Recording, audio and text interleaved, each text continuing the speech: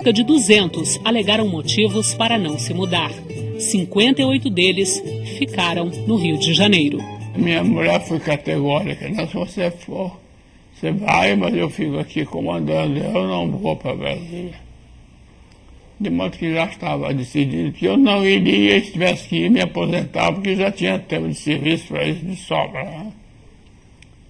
Mas felizmente conciliou-se e tal, e eu fiquei aqui, comandando a tropa. Tem gente que é fissurada em praia, né? Que fica, se não tem mais praia, muita gente ele não vinha por causa da praia, não queria perder praia. Teve gente que desistiu porque tinha filho pequeno no colégio aqui, não queria ir. José Bonifácio de Andrade Silva, deputado,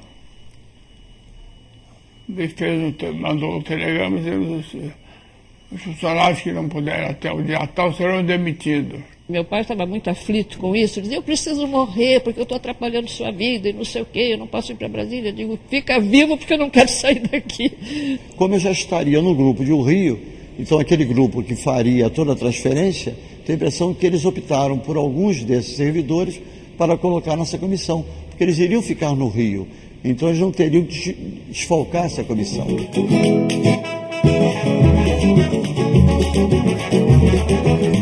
Resistências de um lado, esperança de uma vida próspera do outro. Os pioneiros não param de chegar. Em 1959, Brasília já tem mais de 60 mil habitantes. Eu fui um desses que vim com o objetivo de cuidar da rede elétrica subterrânea, ou seja, Brasília é muito bonito porque não tem fios à mostra. Chega na cidade, está aquela confusão dos postes com os fios. Brasília, nessa época, já foi uma das primeiras locais do Brasil a ter toda a sua rede subterrânea. Eu cheguei no começo em Forragerica e em seguida apareceu um guincho americano desse que conduz material. Aí me botaram para trabalhar nesse guincho e buscar material para os carpinteiros embaixo do prédio para distribuir para os 28 andares, o prédio inteiro, né?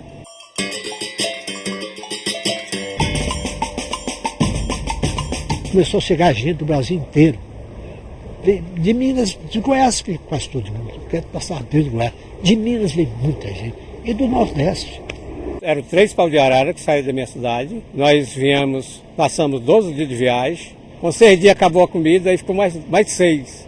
A gente se refazendo no caminho com aquele que tinha um pouco.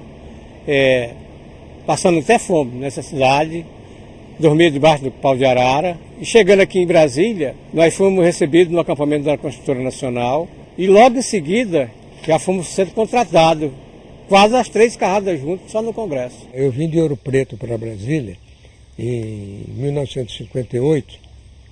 E já nesse tempo, aqui mesmo no Catetinho, já estava pousando avião.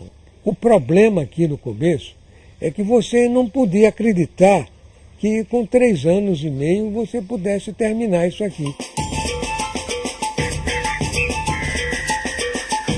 A chegada da gente aqui em Brasília foi assim, um pouco impressionante para quem não... Porque era tudo, quase tudo mato, né? Terraplanagem e deixar a gente meio um pouco curioso. E obras, muitas obras. 7 da manhã era hora dos operários já estarem no local começando o seu trabalho. E a gente acabava sempre meia-noite, 1h, 1h30. Todos os dias era assim. A gente trabalhava feito um maluco e debaixo do chicote do Israel, que exigia de todos o máximo, apesar do seu coração imenso, nunca vi um homem com um coração tão grande. Ele sempre estava disposto a ajudar, mas era com mão de ferro. Um mês tem 240 horas, eu cheguei a fazer quase 500 horas no mês. Para você ver como trabalhamos muito aqui.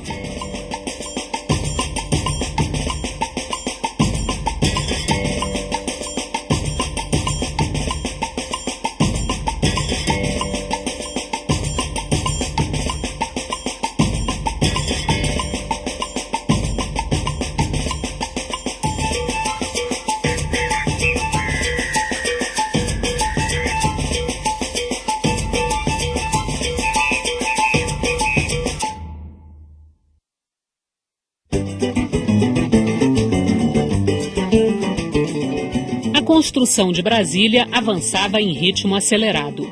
Os palácios do Planalto e da Alvorada já estavam prontos. O presidente da Comissão de Transferência, deputado Neiva Moreira, trabalhava arduamente para convencer deputados e servidores a se mudarem. Para ele, Brasília só passaria a ser considerada a nova capital com a Câmara instalada e funcionando no dia da inauguração. Deputados e servidores foram convidados a conhecer a nova capital e os apartamentos disponíveis para mais de 1.000 famílias. Quando nós saltamos no aeroporto, que eu olhei em direção de Brasília, eu levei um susto. Eu olhei assim, vi as duas torres do Congresso, né, as duas cumbucas, as torres, e depois uma massa compacta de edifícios que não acabava. Dá uma impressão que era uma cidade colossal. Para alguns, você não tinha certeza até da existência de Brasília. De tal maneira, havia uma oposição intensa à política, né, que apaixona, levava a ideia de que havia muita coisa fantasiosa, que aquilo não existiria, seriam só truques fotográficos. Nós chegamos perto, não era um prédio aqui, o outro lá longe, mas a posição do aeroporto dava essa ilusão de uma coisa muito compacta, muito mais do que era na realidade. Essa visão eu nunca esqueci. Eu digo, Brasília é uma ilusão, foi a coisa que me ficou. Brasília é uma ilusão. Devia ser um descampado, né? E de repente tinha já o Lago Paranoá, estava enchendo, né? E as obras das coisas principais do Congresso. Foi um impacto. No meio do nada apareceu uma cidade, né?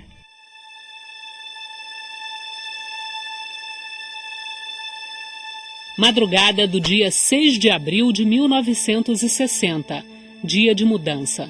Centenas de caminhões saem do Rio de Janeiro rumo a Brasília.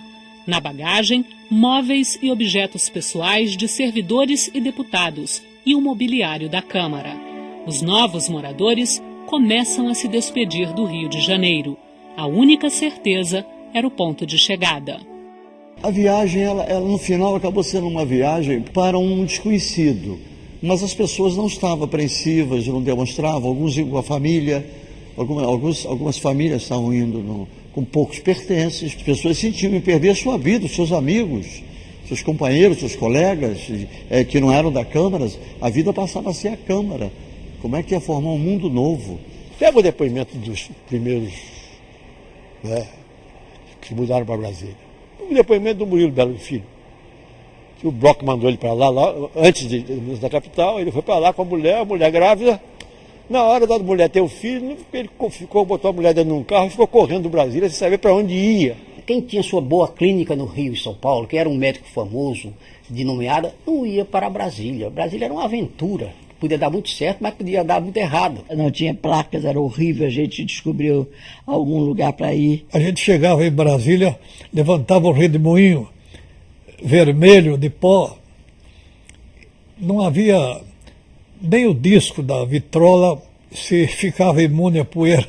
Uma vez eu fui passear no Rio de Janeiro e lá chegando numa feira, eu vi no frasco poeira de Brasília. Na mudança eu era vice-presidente, houve sessão que apagava a luz, nós tivemos que acender vela para continuar a sessão. Havia os entusiastas, havia os otimistas, havia os descontentes, os descrentes, haviam aqueles que estavam extremamente irritados. Mas com o grupo que chegou, havia uma questão, havia uma qualidade que é de se destacar. É a solidariedade de todos que vieram. Exatamente pelas dificuldades vividas, tal, havia assim uma força de solidariedade entre todos. Um dos últimos projetos aprovado no Palácio Tiradentes transformava a cidade do Rio de Janeiro no estado da Guanabara, com autonomia política e financeira. Era o que faltava para consolidar a mudança da capital. O Rio realmente, com a inauguração de Brasília, perdeu muito da sua importância. Porque o Rio, além de ser uma grande capital do país, era a capital política. Aqui era o Congresso, era o Senado, era a Câmara, era o Supremo Tribunal. De uma hora para outra, isso tudo se mudou para Brasília. Era Rio de Janeiro que tinha hospitais federais, Rio de Janeiro tinha escolas federais, os outros estados não tinham o mesmo tratamento.